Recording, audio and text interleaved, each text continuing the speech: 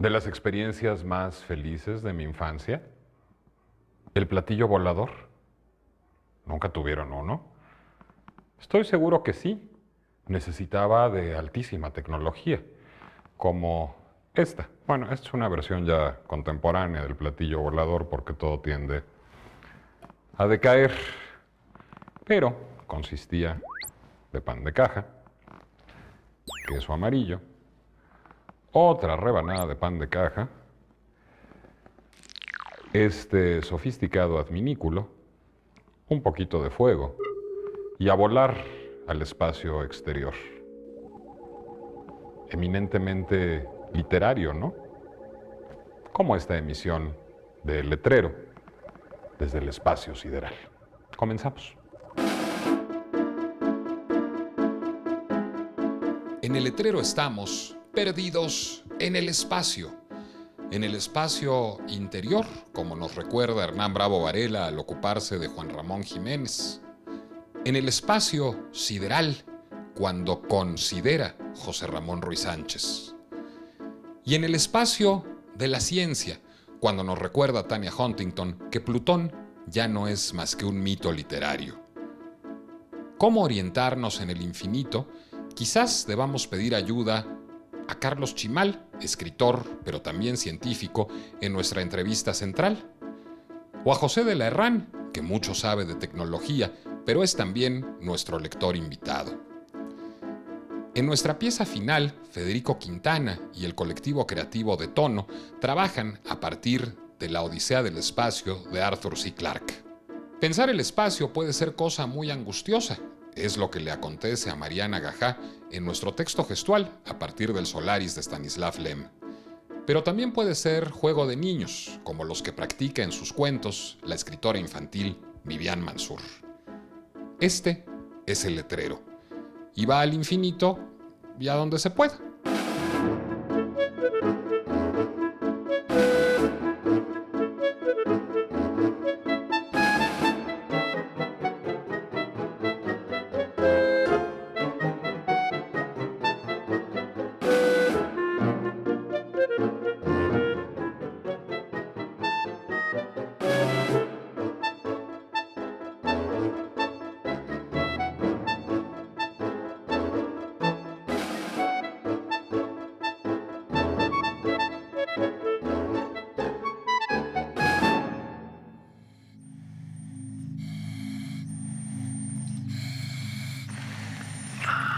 Pasitos para la humanidad, pero qué pasón para mi ego.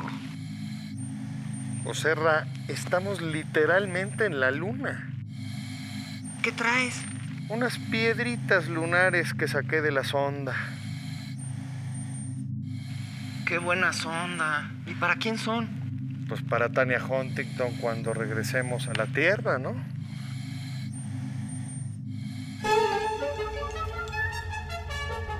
Resulta que la literatura, el arte multiusos por excelencia, nos sirve también de nave espacial para transportarnos a otros mundos.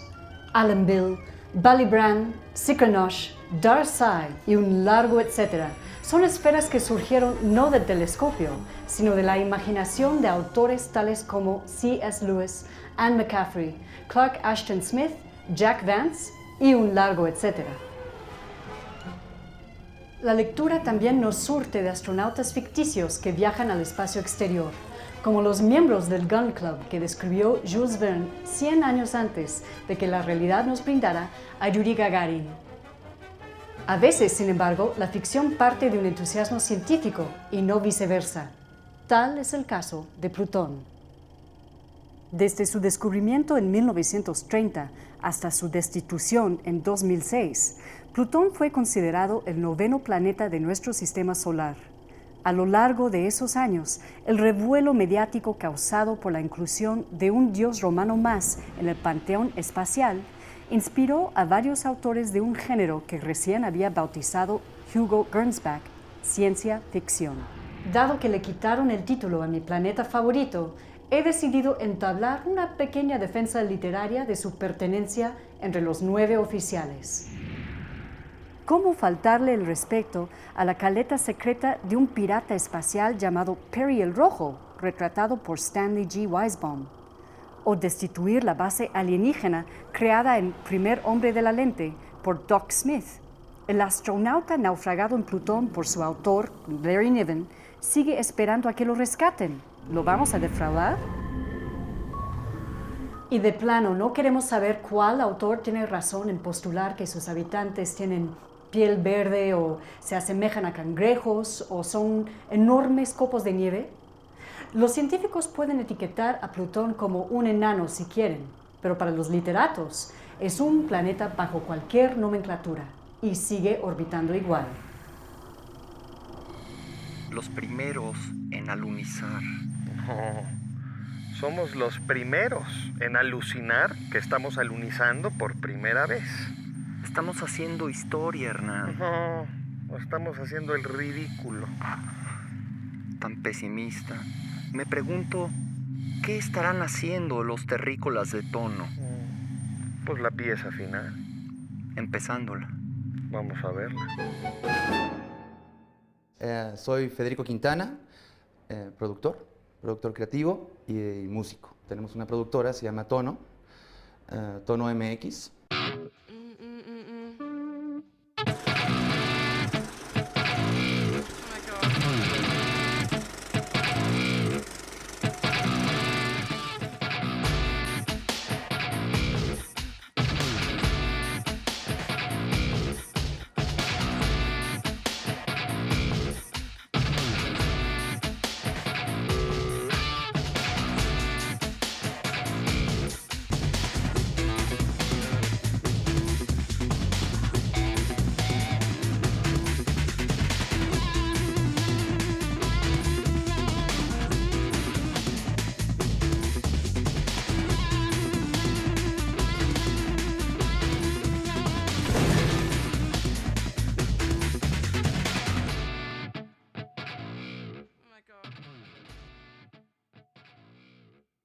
Bueno, Letrero, antes que nada agradezco la invitación. Me invitó a decodificar y generar algo basado en un texto de Arthur C. Clarke, autor de 2001, Una odisea en el espacio. Quien no conozca el texto ha visto seguro la película de Kubrick. La idea puntual es el paso del tiempo, o sea, cómo de muchas formas puede ir más allá un elemento a través del tiempo y además quedar en este eterno retorno, ¿no? Esta gran tira de Moebius o en este volver a andar y volver a andar, ¿no? En este caso, readaptarlo y poder jugar con esa misma variedad a través del amor y los medios y la historia, ¿no?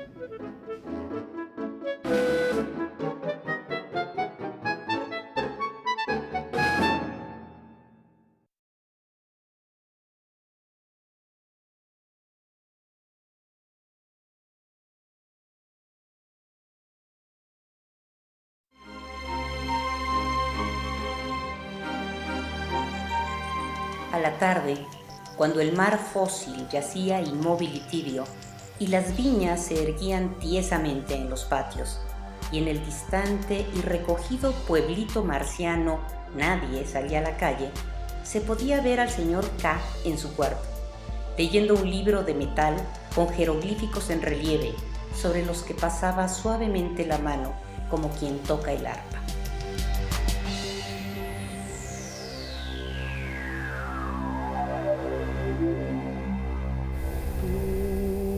Luna mágica, convéncele de que debe volver. No, aquí estamos, Carlos Chimal, ya en un momento estamos ahí. Sí, no, son ruidos espaciales. Si vuelve el día, si vuelves tú también. Carlos, desde la educación misma se concibe, digamos, la vocación profesional del ser humano como un asunto dicotómico. Uno es o científico o literario. A uno le interesa la cultura humanista o la cultura científica. Y creo que todos los que hemos, digamos, sido producto de la educación en Occidente, pues vivimos un poco a partir de esa dicotomía. Tú decidiste no vivir esa dicotomía. ¿Cómo lo decidiste? De alguna manera azarosa, claro, sí, un poco las casualidades. Pero son esas casualidades que tomas o no tomas. Un gran amigo, Premio Nobel de Química, Roald Hoffmann, muy buen poeta, Roald, ¿no? ¿Ves? Está reuniendo esas cosas. Él pasó muchos meses huyendo de la degollina nazi en una escuela católica de Cracovia. Solo tenía una buhardilla para ver el mundo. Afortunadamente salvó la vida y ganó el premio Nobel, ¿verdad? Hizo una gran contribución a la humanidad. Él dice que esos pedazos de realidad, enloquecidos además, ¿verdad? De un mundo amenazante, ¿no? El fascismo, el nazismo está ahí. Lo hicieron reconocer que podía hacer inferencias, que podía retomar mundos aparentemente disímbolos, desconectados y reunirlos, ¿verdad? Entonces, las clases de Roald, yo he asistido a ellas en Cornell, son en auditorios donde hay 300 tipos, pero no solo de química, sino también de ciencias sociales, de arte. Es un poco igual, Bueno, pero ¿a ti cómo te sucedió Claro. ya que tú no eres sobreviviente de la Alemania nazi? Yo no soy sobreviviente de Alemania, soy sobreviviente de la colonia Roma. Y entonces eso me hizo reconocer que el deporte, mis temas son el deporte, la historia y la ciencia, digamos, ¿verdad? Entre otros, digamos. Digamos, a mí me interesa ir a los El viaje es laboratorios. un tema El viaje tuyo. es un tema La también. literatura por supuesto. misma es un La tema literatura tuyo. misma, Tito Monterroso nos convenció de que la literatura solo se hace de literatura. El sexo y el amor son temas tuyos. Claro, sin duda, sí, sí, sí. Son en la ciudad misma, ¿verdad? Alberto Blanco alguna vez decía, bueno, Carlos le ha dado voz a esta ciudad, ¿no? A esta ciudad terrible, que parece que hay una televisión encendida, parece como una televisión encendida todo el tiempo. No lo sé, muchos otros también, por supuesto, le han dado voz. Quizá un cierto tipo de voz muy, muy cercano a lo que hacía Daniel Sada, a este barroquismo que nos interesa jugar con el lenguaje, nos interesa jugar con la métrica, nos interesa jugar, pero con historias también fantásticas, reales. Pero eso, digamos, es más o menos frecuente entre los escritores, incluso entre los escritores de tu generación, es decir, ocuparse de la historia, ocuparse de los deportes. Pero que te interese eso no es tan raro en un escritor. Claro. Que te interese la ciencia y que seas científico tú mismo, sí es raro. Y me imagino que debe haber desconcertado mucho a tus padres, a tus maestros, a tus compañeros. ¿Qué te hizo decidir que tú querías moverte en ambos mundos? Yo tenía el impulso mucho de conocer, por supuesto, me inscribí en la carrera de química, pero eran ingenierías Fue la químicas. primera carrera en la que te inscribiste. En la primera que me inscribí, hice mi examen de admisión y entré. ¿Para ser un científico? No, yo quería ser un científico, quería conocer, no sabía si realmente quería ser científico, pero me interesaba la investigación, me fascinaban las letras, entonces me parecía que la química en ese momento era precuántica. Precisamente Roald fue uno de los que cambió toda la nueva química, ¿verdad? El mismo Mario Molina, cuando hice su biografía, Nubes en el cielo mexicano, me confesó que se fue de México porque no podía estudiar química básica, no había química básica en la facultad, por desgracia. Eso me hizo a mí también pensar que yo, y además el primer año, como venía muy bien preparado de la prepa, el primer año en la facultad de química, pues me aburrí y entonces empecé a escribir novelas, frenéticamente. Pero hasta entonces tú querías ser un investigador en un laboratorio, digamos. En cierta forma, pero también a los 8 o 9 años de edad, con el equipo de mi escuela fuimos a jugar a Cuernavaca y por ahí en Morelos un mosquito anófeles me inoculó la larva y tuve paludismo. Eso me mandó a la cama con temperaturas muy fuertes, ¿no? Por eso nunca tuve necesidad de tomar ácidos, ese tipo de cosas, porque ya cuando era chico tuve unas convulsiones tremendas. Y leí a Emilio Salgari, alguien tuvo la gran cosa de regalarme la Enciclopedia Temática Universal y regalarme libros, Emilio Salgari, Nathaniel Hawthorne, Washington Irving, tú sabes, todas esas grandes novelas de aventuras. Entonces, claro, ahí empecé a escribir yo. Ahí es donde empecé a sentir que había algo en los primeros cuentos que escribí, y yo creo que por eso Tito me seleccionó para ser su becario de Bellas Artes.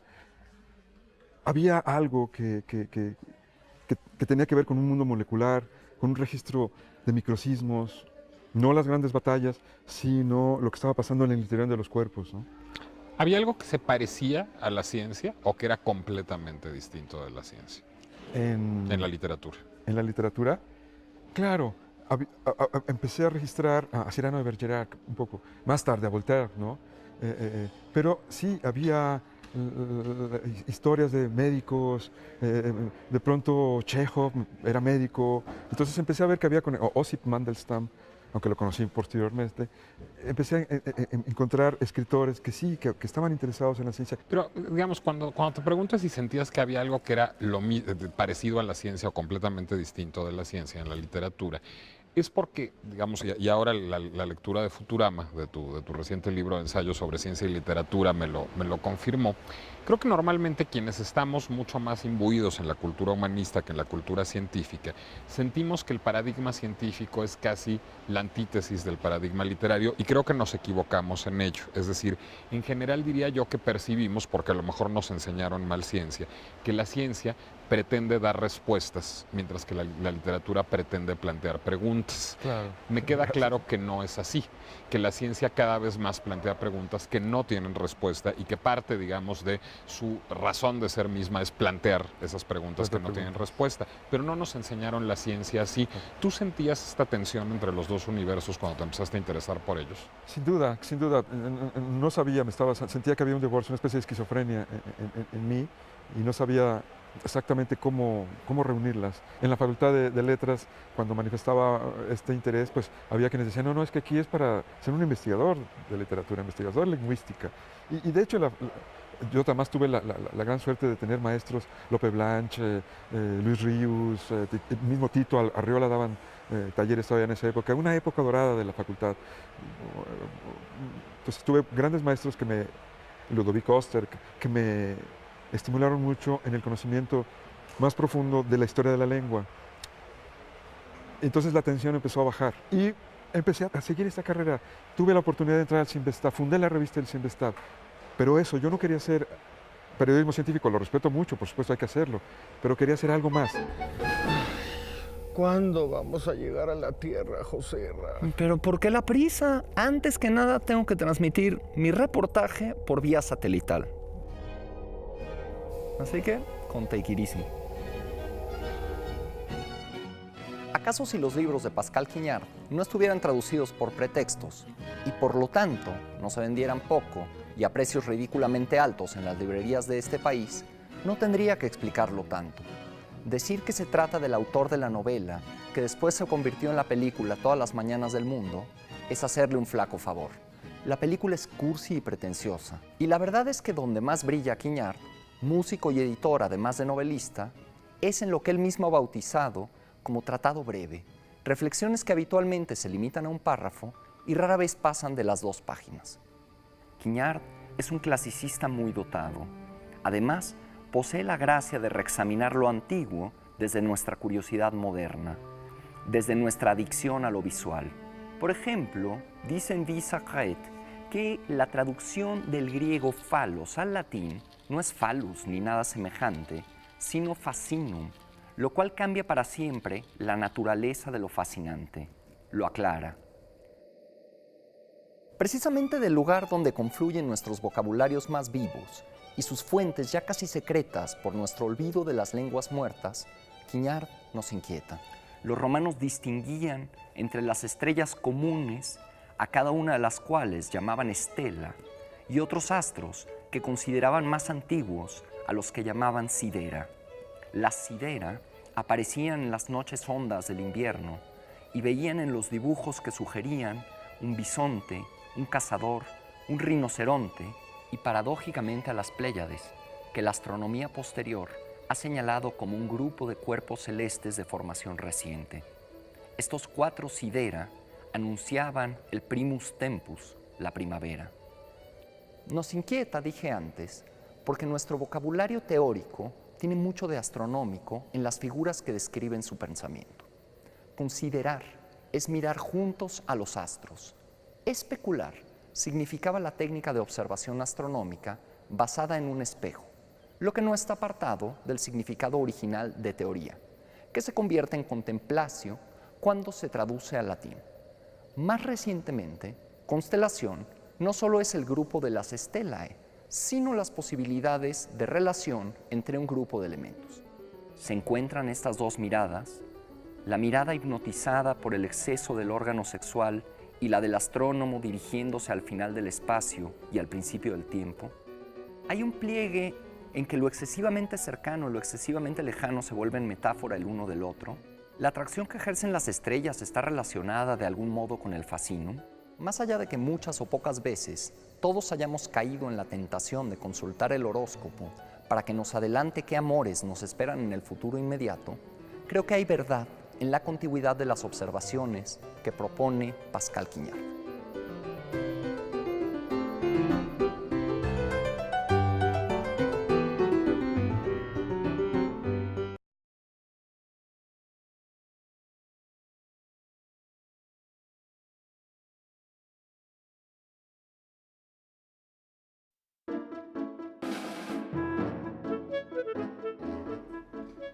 Bueno, primero es muy importante remitirse a la referencia, en este caso que es visual, pues baje la película. Estamos checando ya los changuillos. La primera referencia fue justo esto, que es el disco Amidst to Death de Roger Waters, tanto visual como musical. Evidentemente esto no tiene que ser así tal cual, ¿no? Tenemos una grabación de una actriz parpadeando. Entonces aquí es importante ver el foco. Tenemos que tener como dura la imagen, el contraste, la luz evidentemente, y bueno, el movimiento, hacia dónde está yendo y demás. Y llegó el señor, curiosamente había tenido como media hora ahí de tiempo para cambiar las pilas y demás. Pero esto creo que tiene que ver con un momento muy franco que sí afectó, al menos en ese momento, a 3 historias, ¿no? Canta idéntico a Pedro Infante.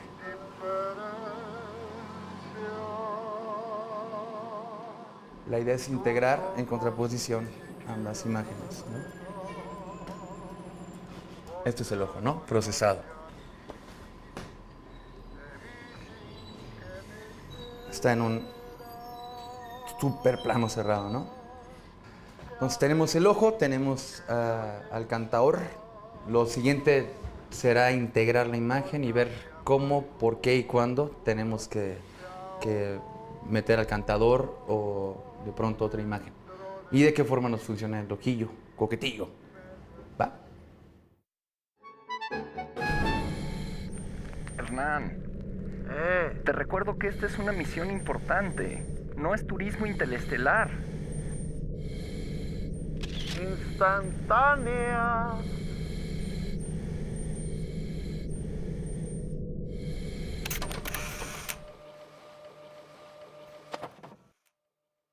Yo me llamo Vivian Mansur Mansur y soy escritora de cuentos para niños.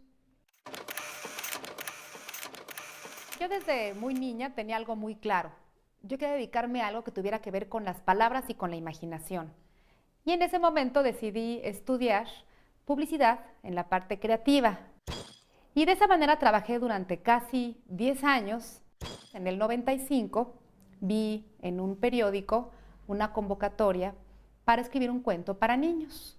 Y decidí aplicar toda la creatividad que usaba para anunciar los shampoos y los desodorantes en hacer un libro que a mí me hubiera gustado leer cuando era niña. Entonces escribí El peinado de la tía Chofi. Y ya cuando vi el libro publicado, ilustrado y editado, decidí que iba a dejar de anunciar shampoos y sprays para cabello y dedicarme únicamente a escribir cuentos para niños. El peinado de la tía Chofi, por ejemplo, sí está basado en mi mamá y en esos peinados garigoleados que se hacía cuando íbamos al salón de belleza y que alguna vez sí se le paró un bicho en el pelo. Mi mamá se pintaba el pelo de color rojo jamaica y el bicho se le pegó en el pelo. Y bueno, finalmente le pudimos quitar el bicho del pelo y no pasó ninguna aventura con un bicho en su peinado, pero a raíz de esa escena tan chistosa, pues yo la desarrollé y le agregué aventuras y anécdotas, ¿no? Y la volví un cuento fársico, ¿no? Entonces de repente sí hay un detonador que te hace querer narrar esa historia.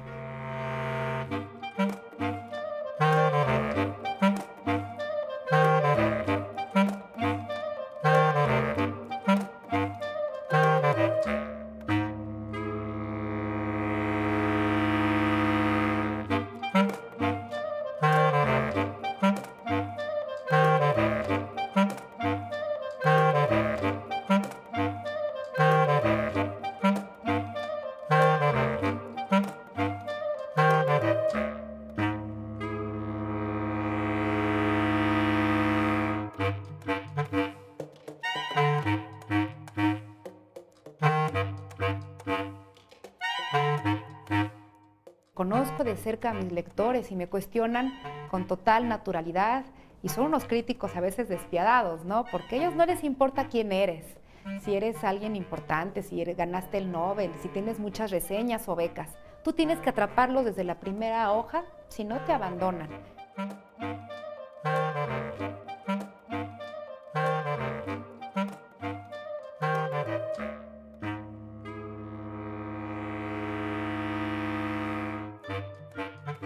Yo siempre pongo palabras difíciles. A mí este asunto de limitarme a un universo particular de palabras y que todas las palabras los niños las entiendan, yo no lo comparto.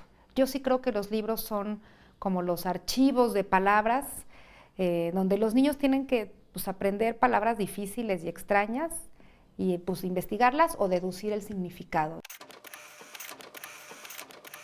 En mis cuentos yo toco temas difíciles, no siempre son temas agradables.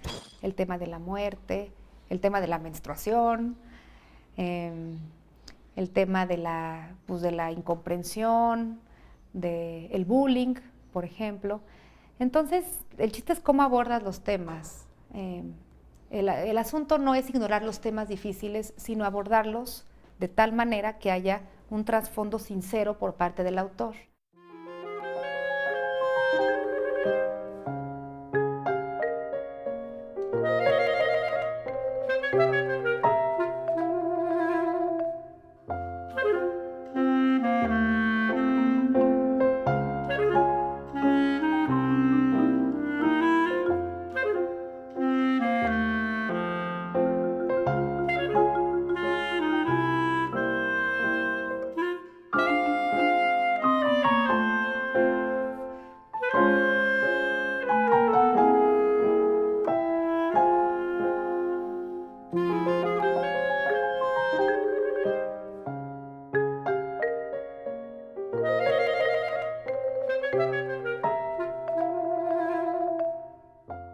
Alguna vez me ofrecieron, curiosamente, escribir una telenovela infantil para el público infantil. Y ahí sí les dije, definitivamente no.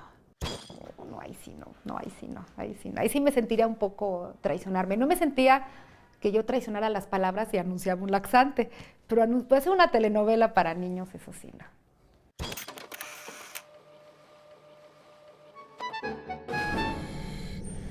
Sí, se me olvidó la llave de la nave. ¿Y ahora cómo vamos a regresar? Pues mira, tú tranquilo. En lo que vemos qué hacemos, ¿por qué no vamos a mi reportaje?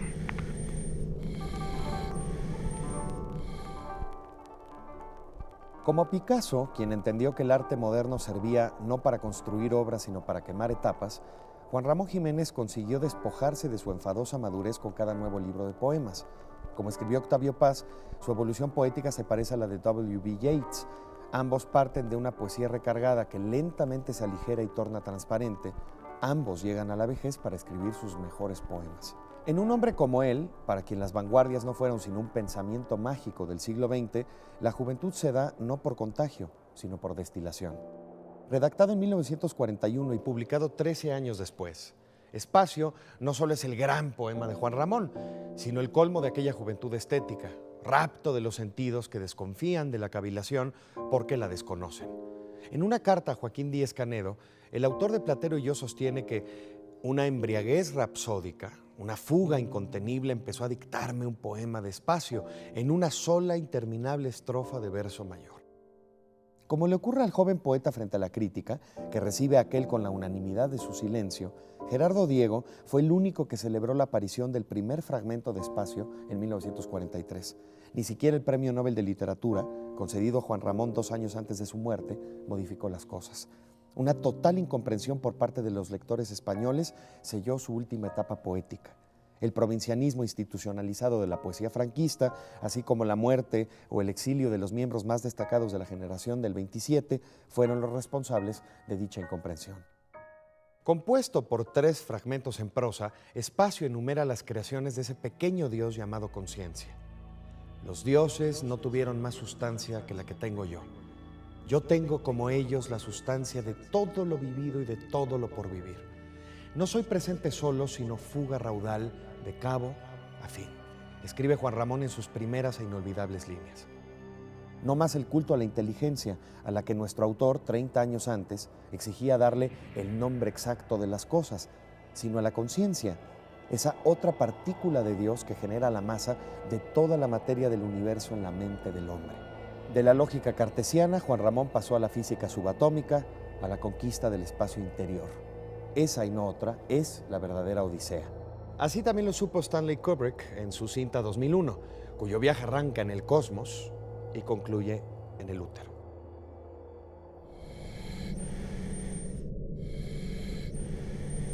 No te oigo nada. No te entiendo. ¡Ah! Texto gestual.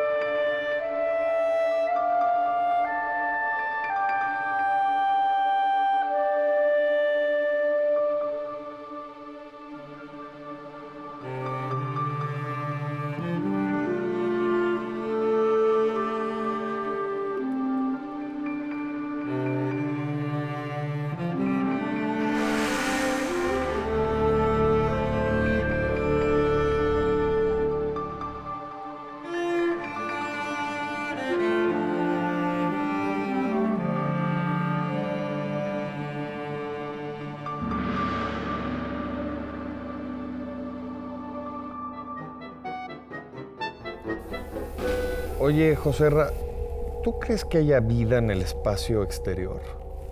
Ni sé ni me importa, para mí esto es pura chamba. La única vida que me interesa es la vida en mi espacio interior y además en este momento ya está exigiendo que la atienda. Yo me voy a teletransportar con Carlos Chimal a comerme algo. ¿Vienes? Yo también. Pues que no oyes mi espacio interior, o sea, mis tripas. ¿Vamos?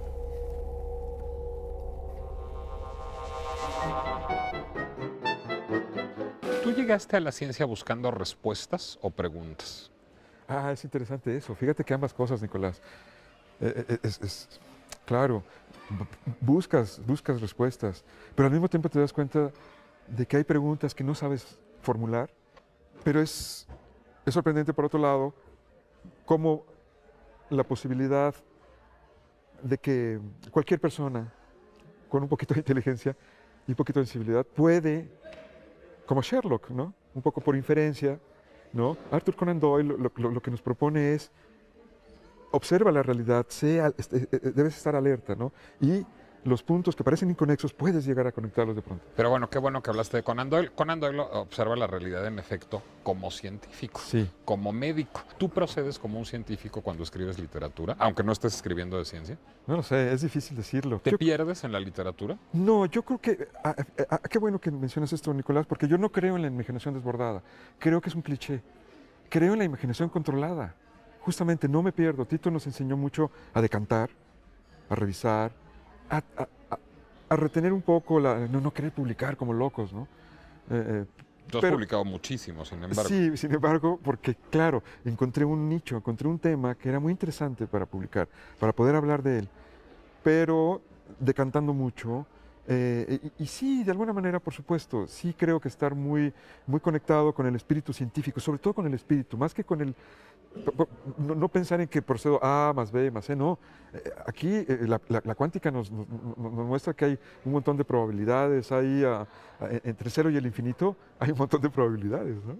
Ahora que hablabas de proceder, digamos, con un espíritu científico, pero no A más B, pienso también en la teoría literaria. Es decir, pienso en, pues no sé, autores como Roland Barthes o como Julia Kristeva, que planteaban, digamos, pues casi un método científico para escribir literatura. ¿Eso es posible? No, yo creo que era un poco una exageración, un poco es el exceso de los que fascinados con las metáforas que se desprendían de las ideas científicas, por ejemplo, la cuántica en ese momento era un poco esotérica, ahorita ya es un método muy, muy exacto, muy... Ellos cometieron, digamos, el pecadillo, tampoco hay que acusarlos, de exagerar, de extrapolar esas ideas.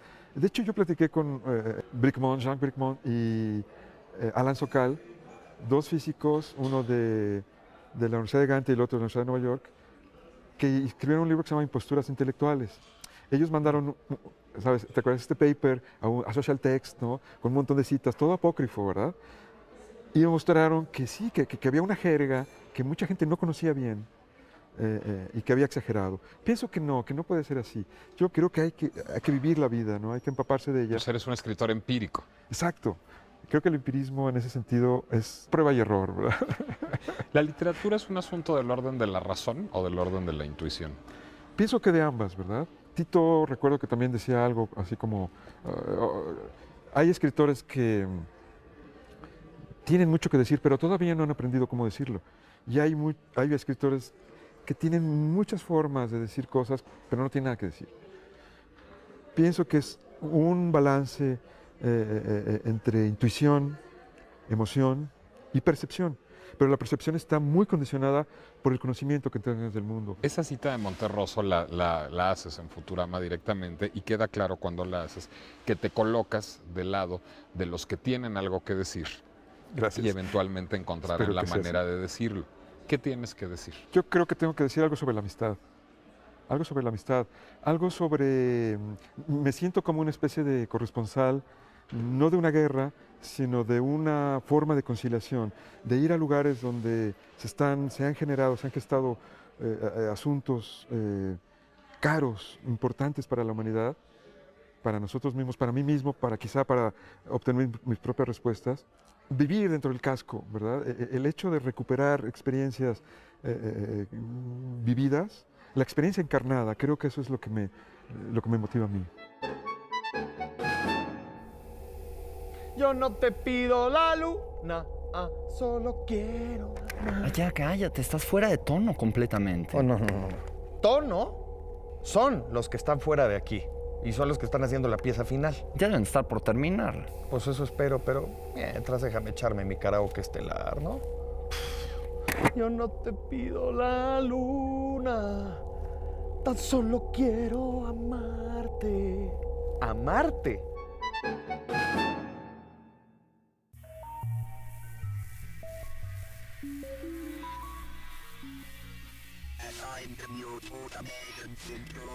Yo creo mucho en reciclar todo y en que todo está a la mano. Y quiero que el ojo genere texturas en realidad. Que se entienda que es un ojo solo a partir de las otras dos imágenes que estén sobrepuestas. ¿Qué fue lo que hice con el archivo de los besos? Fue ponerlo de un lado y sobreponerlo al ojo. Pero estamos generando ya una textura que está bastante interesante, sobre todo en la pestaña. ¿Alcanzan a ver? Y luego viene el cantador. Lo que me llama la atención es la disposición también del megáfono y justo la relación que puede tener con nuestro ojo. Entonces, finalmente aquí estamos significando tres ideas. Una, que es la cuestión de este romanticismo, este beso de los famosos que comentaban ahorita. Dos, esta cuestión del ojo, la idea que viene tal cual de A Means to Death y obviamente del texto de Arthur C. Clarke, la dimensión como profunda y la transparencia del ojo hacia el tiempo y demás. y algo muy íntimo, muy personal mío, con un motivo circular que coincidió con todo un contexto histórico, personal, que tiene que ver con pues, memorias y recuerdos. Y al final lo que hago es justo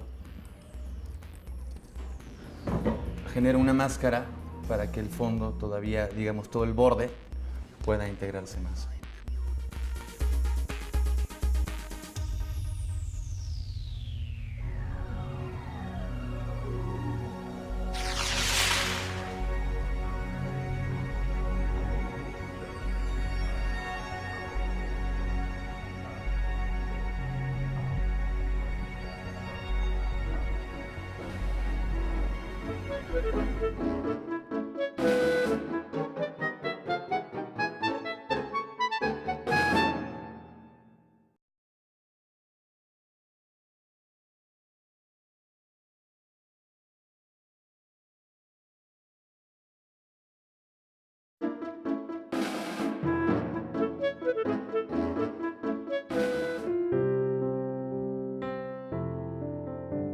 Mi nombre es José de la Herrán. Estoy aquí en el Museo de Ciencias como asesor técnico de la dirección, Museo Universum. Voy a hablar del libro que me ha parecido muy interesante, la Enciclopedia Biográfica de Asimov. Por cierto, está escrito en 1982, Isaac Asimov, un hombre que ha escrito una cantidad de libros que no se imagina uno cómo le hizo, pero él empezó haciendo novelas de ficción científica, de las cuales también yo fui muy buen lector. Y Asimov después se siguió de escribir novelas de ciencia ficción a escribir ya libros de divulgación, y este que menciono pues tiene más de 1500 biografías cortas relativamente, pero suficiente para tener uno el meollo del trabajo de cada una de las personas de las que él habla, que también barre desde el pasado en los griegos, que fueron los primeros dedicados a razonar sobre las cuestiones de la naturaleza, hasta pues los más recientes para él, porque él murió hace unos 10 o 15 años. Nada más por curiosidad me puse a contar cuántas biografías de este libro he leído. Son biografías como de una hoja cada una, y ya llevo leídas y relativamente estudiadas, ya llevo como 300. Son, diría yo, mosaicos muy bien trabajados, cada uno de ellos en su tema. Por eso lo recomiendo, porque nos acerca a todas estas disciplinas que son tan importantes en la actualidad. Bueno, siempre lo han sido, pero ahora lo son más cuando estamos muy metidos en el interés de que la juventud le entre a la ciencia y a la técnica. Mi deseo sería que fueran replicables, que la gente que lee o se interesa por un personaje, pues evidentemente que va a tomar muchas ideas de él, y una manera muy importante de interesarse en los temas científicos es saber un poco más de los que han sido protagonistas. Sí me gusta vivir los libros cuando los leo e imaginarme que estoy acompañando a los protagonistas y comentando con ellos mis puntos de vista, de manera que ese es un aspecto muy importante también de la lectura, que es la fantasía que genera la propia lectura, pero no fantasía, digamos, absurda, sino una fantasía realista y razonada.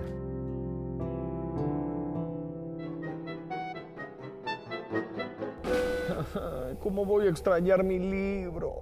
¿Cuál, el que va ahí flotando? No, esas las mujeres son de Marte y los hombres son de Venus. No, yo hablo de mi libro de Víctor Hugo, El Promontorio del Sueño. ¿Te he hablado de él, no? No lo conozco. El Promontorio del Sueño es un breve ensayo lírico escrito por Víctor Hugo en 1863 y que reproduce la fascinación que el gran escritor francés tuvo al observar a través de un enorme telescopio en el Observatorio de París, gracias a su amigo François Aragon, la Luna.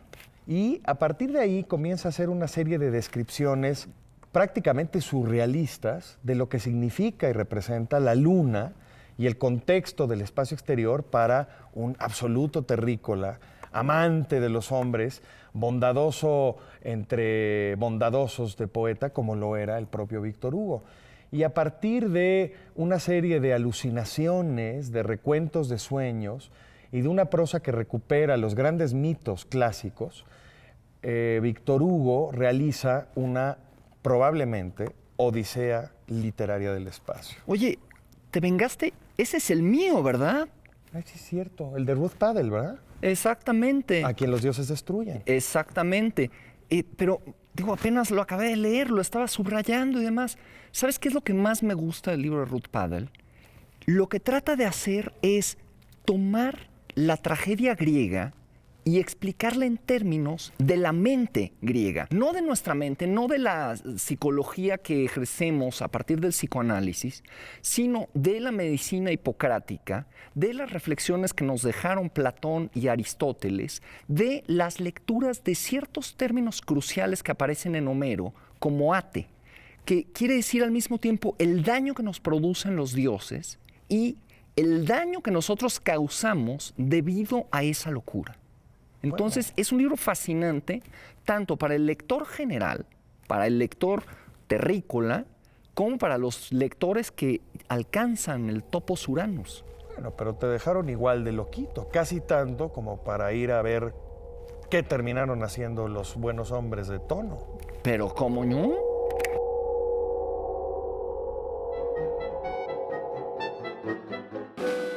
A continuación veremos Hemistiquios, una pieza basada en el texto de Arthur C. Clarke, Odisea del Espacio, 2001, Odisea del Espacio. Ojalá les guste y les remita a algún sentimiento.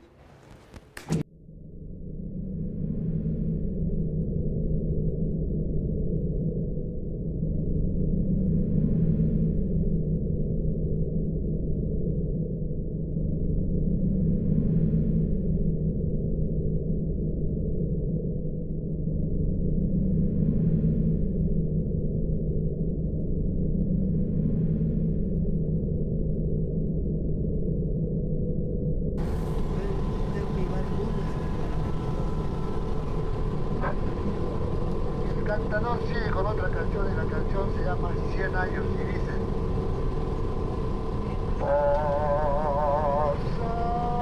pasaste a mi lado con gran indiferencia, tus ojos ni siquiera voltearon hacia mí. Te vi sin que me vieras, te hablé sin que me oyeras, y toda mi amargura se ahogó dentro de mí. Me duele hasta la vida saber que me olvidaste, pensar que mi desprecio cayó de ti. Y sin embargo sigue sólida mi existencia. Y si vivo 100 años, 100 años, pienso en ti.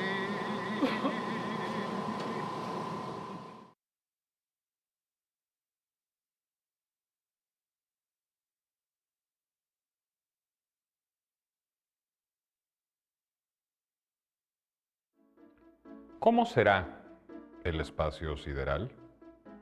La mayoría de los mortales solo podemos especular, e infiero que el punto de vista incide notablemente. ¿Cómo explicarse, si no, que lo que los mexicanos llamamos cuernos, los argentinos llamen medialunas? Esto es justamente una medialuna, pero vista desde Buenos Aires. O sea que en Argentina la luna no es de queso, sino es de pan. O sea que ya llegó mi hora de cenar y empiezo a delirar y a sonar como selenita. Así que mejor ahí la dejamos. Buen provecho. Buenas noches. Esto fue El Letrero.